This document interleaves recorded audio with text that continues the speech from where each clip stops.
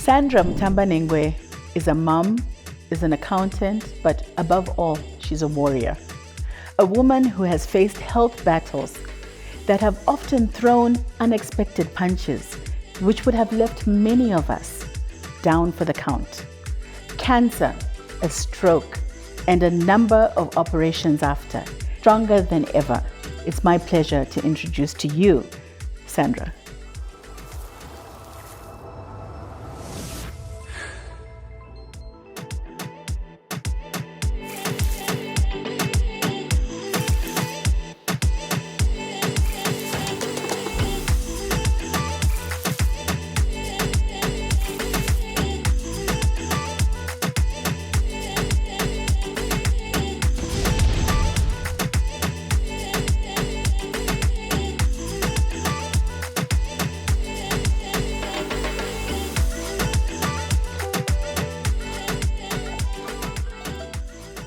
How are you, Sandra? Hi, Emily. How are you? Okay, forget the Sandra business, okay? You're Sandy to me. Yes.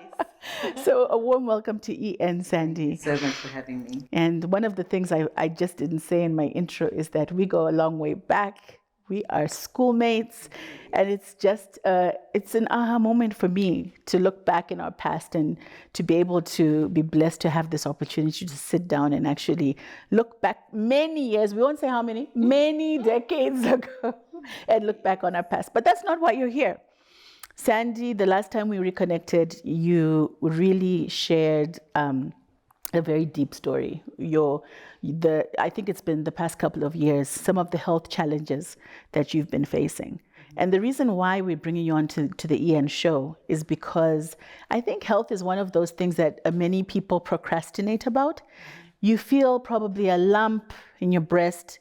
You feel that there's something off that's happening to your body, but we tend to ignore the signs.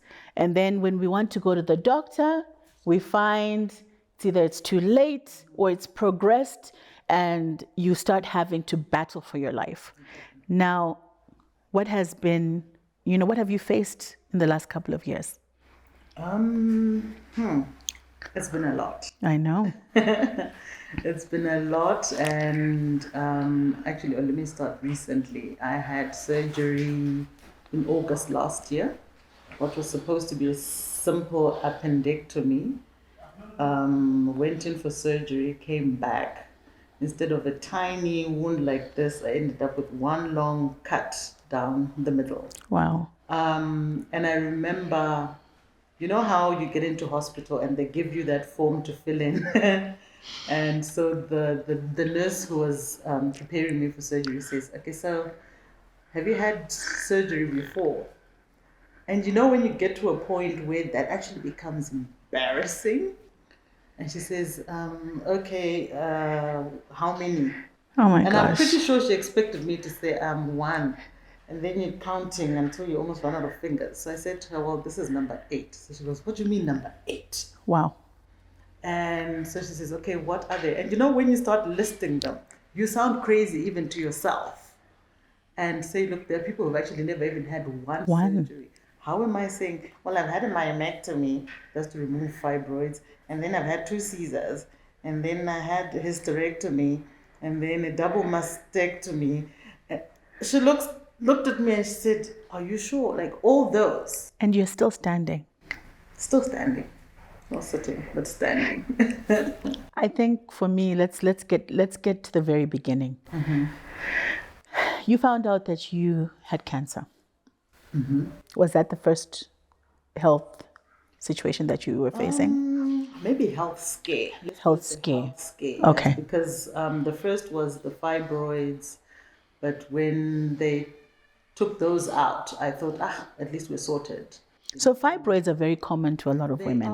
They are more common than we give them credit for, right? Unfortunately. And so often we're told, no, it's just period pain, take it in your stride. You're a woman, you toughen up. Right.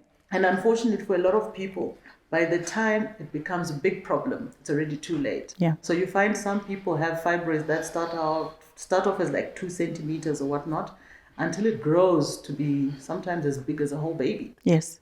And unless it's detected early enough, it might actually become cancerous and stuff like that. So I think people should learn to have those things checked out. Whenever something is outside of the norm, it's better to have it checked out early than wait until it's too late. Yeah.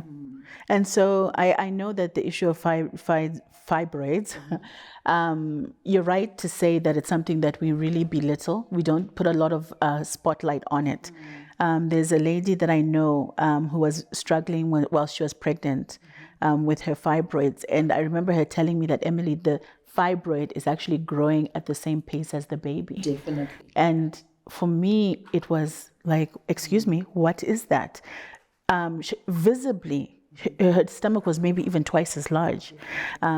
So we do encourage a lot of women, if you are feeling off, just go to a specialist and find out.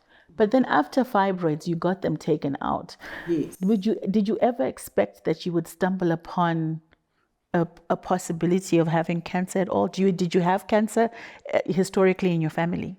Well, later on, then I didn't even think about it. Right. And we didn't have the discussion with my doctors. Only when we got to the breast cancer did that question come up. And now you need to start digging, in your history and asking, phoning my mom and checking with my aunts, like, is there history in the... Because my first response was no. And then they said, are you sure? Because that actually helps in how, we treat you and how we move forward. So obviously after the fibroids, because I had the fibroids removed before I had my kids. And then I had my first son, 2001. Then they started again. And my doctor then advised me, you know what? If you're planning on having more kids... Better do it now. And I remember a lot of people saying, but how are you pregnant and you've got a baby on your back, I knew my story. That, again, is back to the things you don't really talk about. Yeah. I'll be telling everybody, oh my God, I have to. And aren't we so inquisitive to ask? And why? Yeah. What are you having? It's the same thing. You'll be saying, why don't you have a child yet? We don't know why somebody doesn't have a child yet. Sometimes it's a bit insensitive. And the same, is true. So I had the boys, and then I thought everything was fine. And then the pain started again. And then over the years, you sort of, just struggled through it until 2012, 13. My doctor then asked me, well, but why are you going through all this? Do you still want more kids? I said, no. And he said, so why don't we just remove the uterus? Because the fibroids have grown. And then I said, but you see, if you remove my uterus, again, because of the stigma, because we're told, if you remove your uterus, what if you then change your mind or you meet someone and you want to have children? What do you do then? So you sort of hold on to some of these things and they're killing you, but you hold on to it because what will people think? It's not like you move around with your uterus on your forehead. Right. But because the way we are socialized, you're thinking, if I walk around now, everybody will see that, oh my goodness, she doesn't have a womb. Like that makes me any less of a woman. So my doctor said, as long as you feel you don't want to have any more kids, why don't you take it out? I said, definitely, let's go ahead. Phoned my mom, explained it to her, and she said, look, what matters is your health. So they removed it, and he took a photo, and he showed me, like you're saying with your friend, it was a huge thing like this, about 726 grams. Wow. God knows what Of mass carrying around. Yes. Wow. So yeah.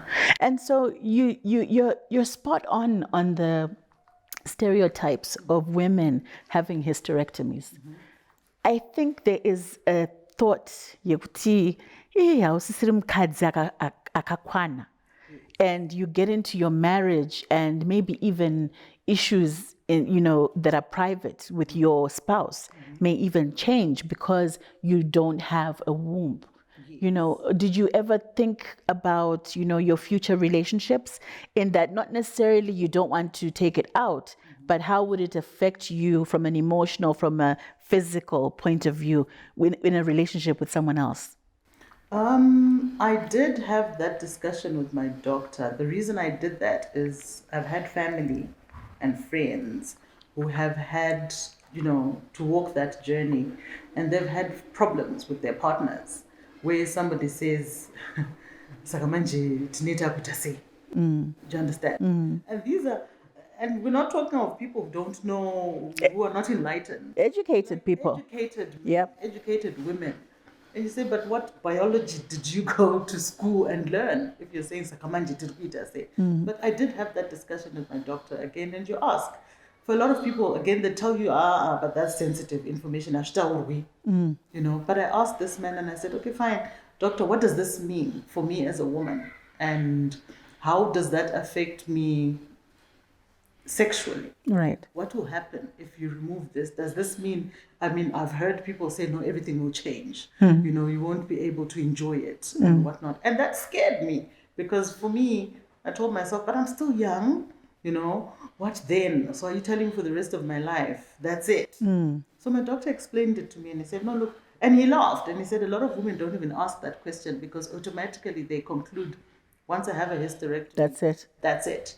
And what then happens is, as a woman, what you project to your partner is exactly how then they will react with you. Because the moment I feel sorry for myself, the moment I'm self-conscious or inadequate. Yes, the moment he tries to touch you, you're thinking, "Ish, I don't have a womb. I don't have a I'm not 100% woman. Exactly. And the moment you then have that, the very thing you fear is what you create. Yeah. Because this person then also shies away.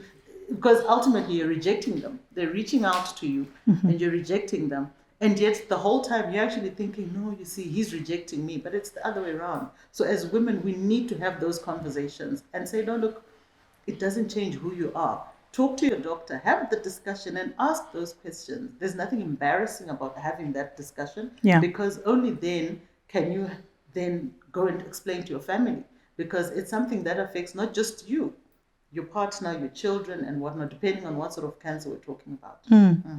You know, Sandy, we're going to take a break. And when we come back, I think one of the key things is ownership of the process and ownership of the result and how that, you know, how you took your life forward. So I'm interested to hear about the, there's a lot that we know. So if you're watching, this is EN. I'm with Sandra Mutambanengwe, and we are talking health issues.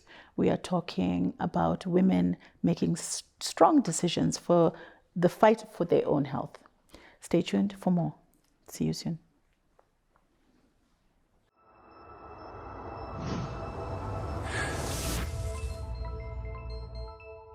I need a hero. I need a hero today. That's right. Talco, always connected. There for you more than any other. Saves the day, keeps me connected. It's my hero. Talco. Business to your hoe. I got it all selected. Faster than a bullet. Keeping you connected. Don't worry about a buffer. Life's speeding like no other. All the time, anytime, anywhere. It's velocity.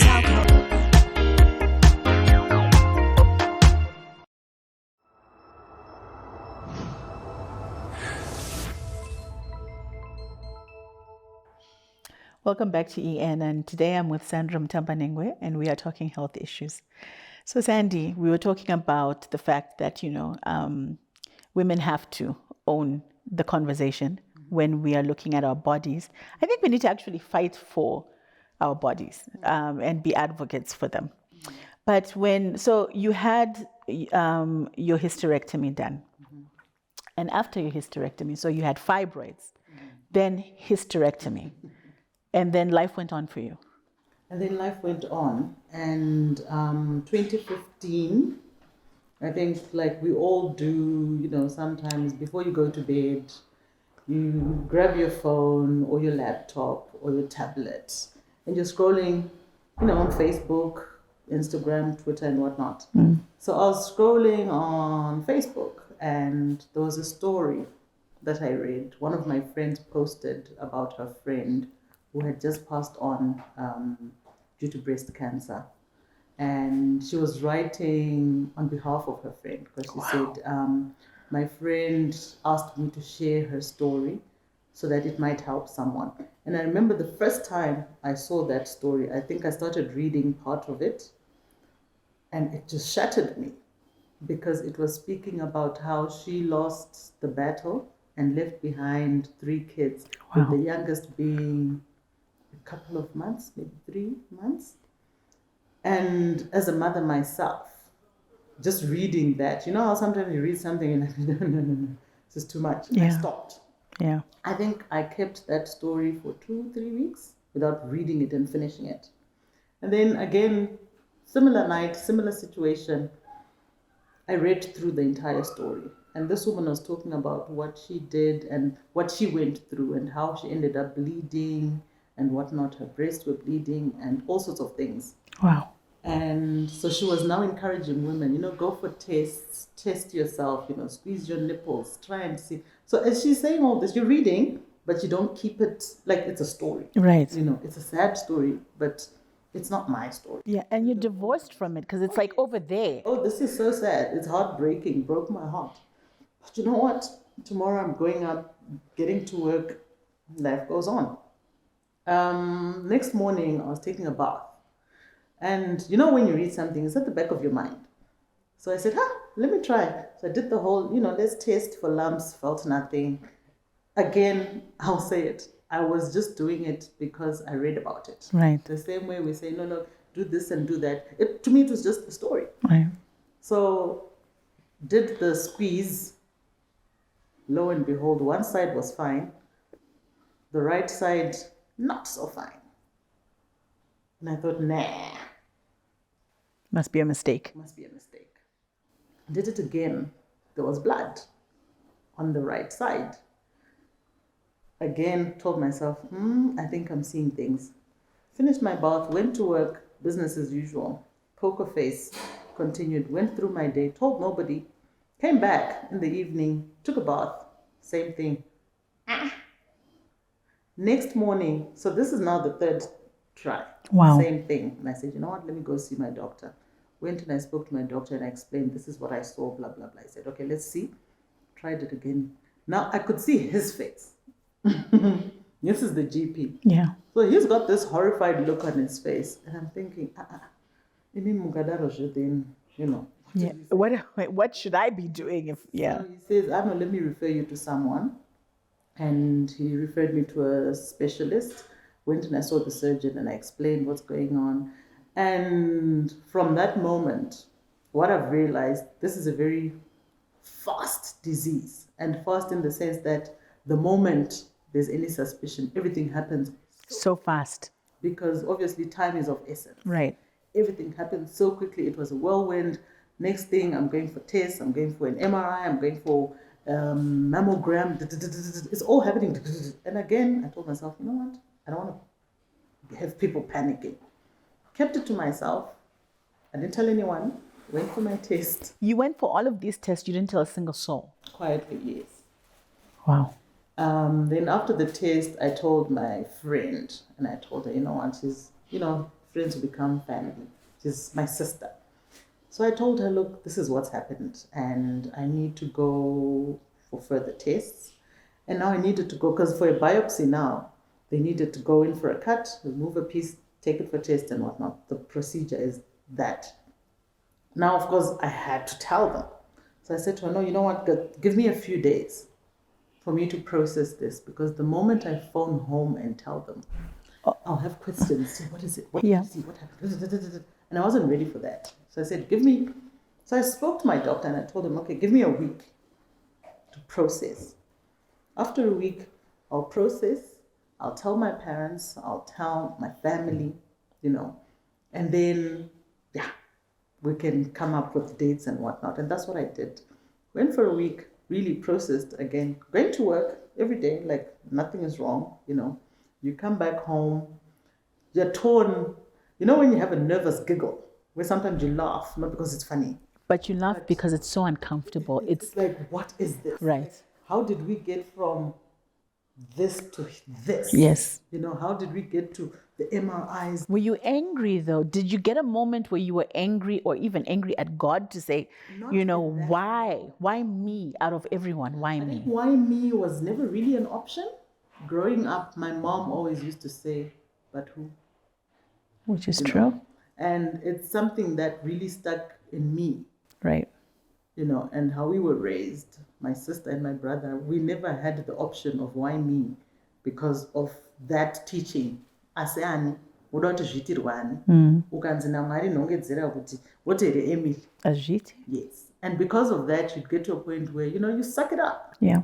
And that's what I did. I literally went into autopilot, said, okay, fine. So what do we need to do, doc? Then I phoned my mom and I explained to her. I spoke to my sister. I spoke to my brother. And, by then I was now calm. So even when the storm was now raging, because everybody's asking, everybody has, so what's happening? So what? So is it cancer? So what? Are they removing? What? It was a lot. But now I was calm. I could, now deal with the storm, so to speak. So there's the emotional leg of actually acknowledging the fact that this is where you are. Once again, this is number 3 health incident. And then going through the operation, losing another very important part of a female's body. What did you go through when you woke up from the operation and you realized that they're gone? Getting to that part, again, I think I was still in autopilot. Like, doc, let's do what needs to be done. I remember asking the doctor, because the problem was on one side. The one side was fine. Okay. And you'd get people telling you, so why are you opting for both of them to be removed? Let's just remove the one so that at least people will see the one. That's fine. Again, it's back to that shame. What will people say? What will people think if they see you with, but you're a woman, it defines you. No man will want you. No man will look at you the same. And I remember going to my doctor and asking him, okay, I want to ask you one question. Because there's always the option, okay, we can try and fight it with radiotherapy, chemo, and all that other, but the best is to remove. Those are your options. I said to him, okay, I'm going to ask you a question. I want you to answer me if I'm your wife, your mother, your daughter, or your sister. What would you advise? I wouldn't want you as a patient. Okay, let's just put it out there. Yeah. I would advise them to remove both. So I said, okay, so that's what we're doing. Yeah. And again, I remember telling him, so we're setting dates, again, the speed, he says, because I don't want it to spread everywhere else, And I said, look, I was not in Zim then, and my kids were coming for the school holiday. And I remember saying to him, you know what? And I started doing my own research, like on YouTube, you're going through looking, YouTube has everything now. The whole process, you can actually go and find it. And you can actually see it visually, the operation. What will happen? How do they cut? What will it look like when they've done the cut? What will happen? So I did that for me. And my kids were coming. And I told the doctor, can we wait? Let's have the surgery after, because I don't know what will happen to me emotionally after. While I'm feeling very, strong now, and I feel like a warrior now, like I can take this. Once I wake up and find nothing, I don't trust that I'll still be as strong. So can I have this December Christmas with my kids? And then we can, even if you want it the day they leave, we can do it then. And that's what we did. We pushed it until 2017 February, beginning of February, after my kids had come back. When we come back, Sandy, I want you to tell us what that did to your kids. They've seen their mom go into an op for fibroids, a hysterectomy, and now a double mastectomy. And what toll that has taken not only on the kids, but also on you as a person, and also on your family as well. But yeah, sometimes you then say, am I still a warrior? Can I still overcome another, health scare? And clearly you still are, because there's a lot more that you'll share with us. So yeah, this is EN. Please, please, please don't go anywhere. We'll be right back.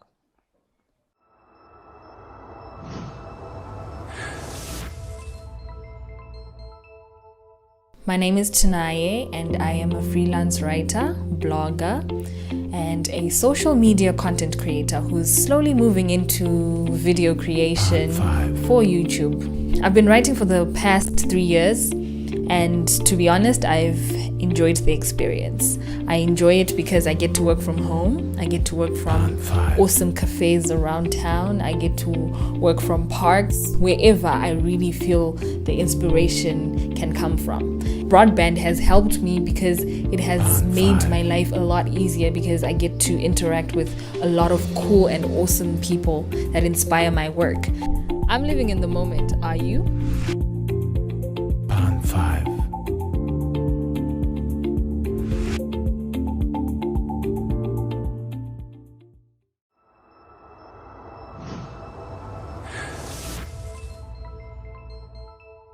Welcome back to EHAN, and I'm with Sandra Mutambanengwe. So Sandy, we were at the point where you were talking about having gone your third major operation. You're waking up, you're finding that your body has significantly changed. Double mastectomy, not a joke. And your kids are looking at you. What was that moment for you? Okay, luckily for me, in the moment, they were back in Zim, back at school, but they did know what was happening. I had explained to them, because I'd asked the doctor, to explain it to me, and then I tell them, this is what's going to happen. They're going to remove both my breasts, because someone might ask, what's a double mastectomy? It's removal of both your breasts. And so I woke up, I remember, you're lying there. And the first thing I did was reach for my chest. Yeah.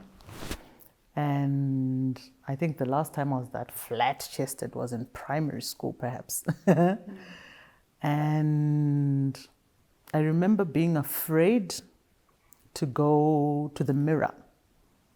As much as I'd done the whole, let's see what YouTube has, the reality It was smacking was your something face. else. Yeah. Yes. Because I was panicking. I think more than anything, there was the panic of, okay, what am I going to see? And how am I going to react?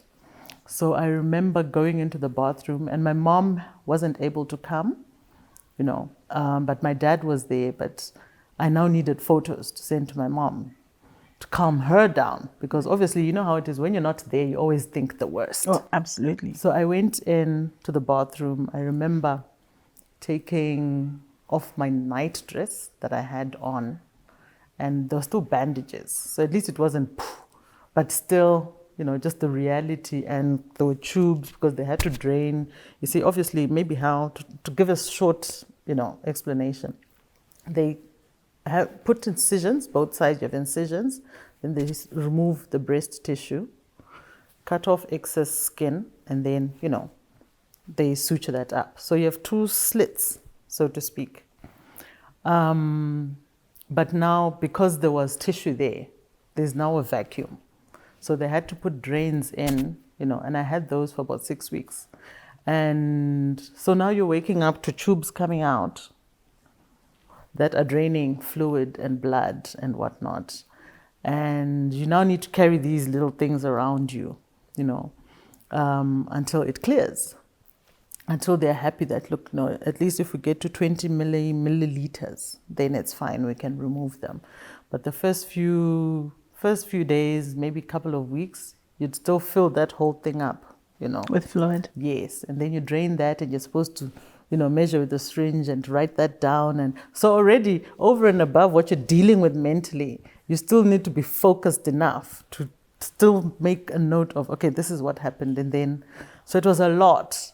And like I said, you're doing this in a foreign country. Your mom is not there, and my sister couldn't be there. Your support system wasn't there. But I was blessed to have friends and co-workers who became family. And as much as I didn't have my biological family, I wasn't alone. Yeah. I did have that, support structure where you tell people, right now I'm in a space where I don't want to come and sit and, so how are you feeling, So when we were talking, you said that empathy was something that you absolutely did not want from people. I'm not very good with that. Okay. I think I'm one of those, how mwana akadona zvinonzi musamuti anobva achema. I think I took that literally growing up. I don't do too well with shame. The moment you do that, that whole warrior we're talking about will just crumble. Will just crumble. Yes. Okay. And so I had to suck it up. I had to do what needed to be done. You know, we soldier on, we fight, we keep going. That's just how I coped. And it wasn't easy. Like I said, you wake up and then, whew, okay, this is the new reality. And the funny thing is, it's the little things that get to you. Ultimately, it wasn't the pain of the cut and whatnot. It's the clothing. It's and remember, you're not going back to your wardrobe that you had before. Yep. But now that dress that used to have this nice cleavage is now just yeah. So mentally, yes, you now mentally, need to, yes. But also because beauty is defined by all of these different assets that society tells us is what is beautiful on a woman. Exactly. So now I had to find something else. I had to tell myself, you know what, as much as, yes, that was part of who I was as a woman, it still doesn't define who I am as Sandra. It doesn't define, I'm still the mother I was to my kids. I'm still the daughter. I'm still the same sister. I'm still the same friend. Yes, these were a part of me, but you know what? There are people who lose legs. It doesn't stop you from being Emily if you wake up amputated. That's how I took it. I just took it as a disability. Where but Sandy, when you after that, you said, when we were doing research on you, you said, I have a smile. At least I have my smile. Oh yes. And then you had a stroke. You know. And then you couldn't smile. And then I couldn't smile. I think of all the battles I've faced, the stroke, as strange as it may be to a lot of people, was the hardest because it was something I couldn't hide. And when I say hide, I'll put hide in quotes because with everything else I've faced, I've always spoken about it openly, hopefully to try and help somebody else. Yeah. But again, it was on my terms. Like with the breast cancer, I asked doctor, give me a week to process things and then, you know, talk to people about it. But with a stroke, you cannot hide a crooked face. It's in your face. You cannot hide a face that has moved from there to there. And it's in your face. It's in people's faces. At that moment, didn't you say, you know what, Mari? That's why. No, definitely, those thoughts do come.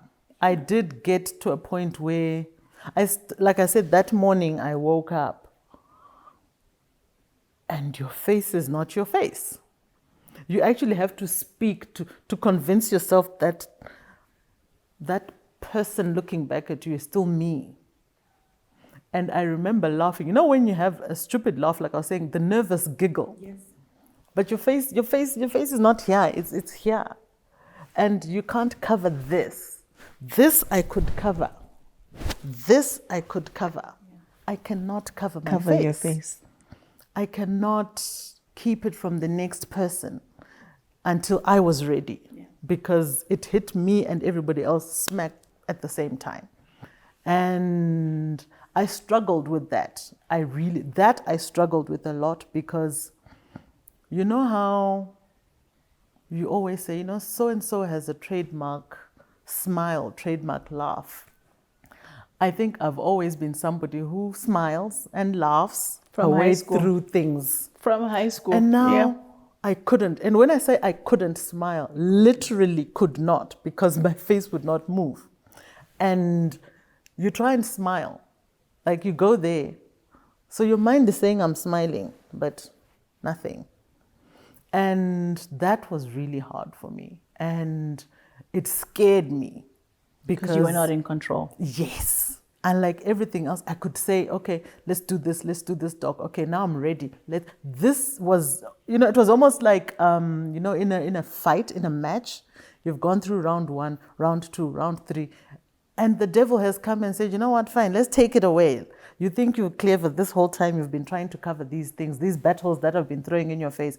Let's hit you with this one. And that hit me hard because I woke up and I'm thinking, but what is this now?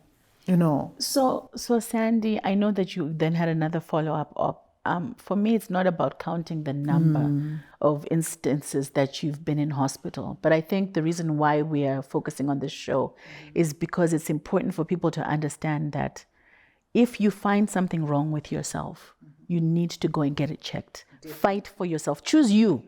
Don't choose the public. Don't choose how other people will think. Choose you. So for someone who is watching, as we wrap this up, what is that message that you have to that person who is probably procrastinating to go to the doctor or to even tell their family? What do you have to say to that person?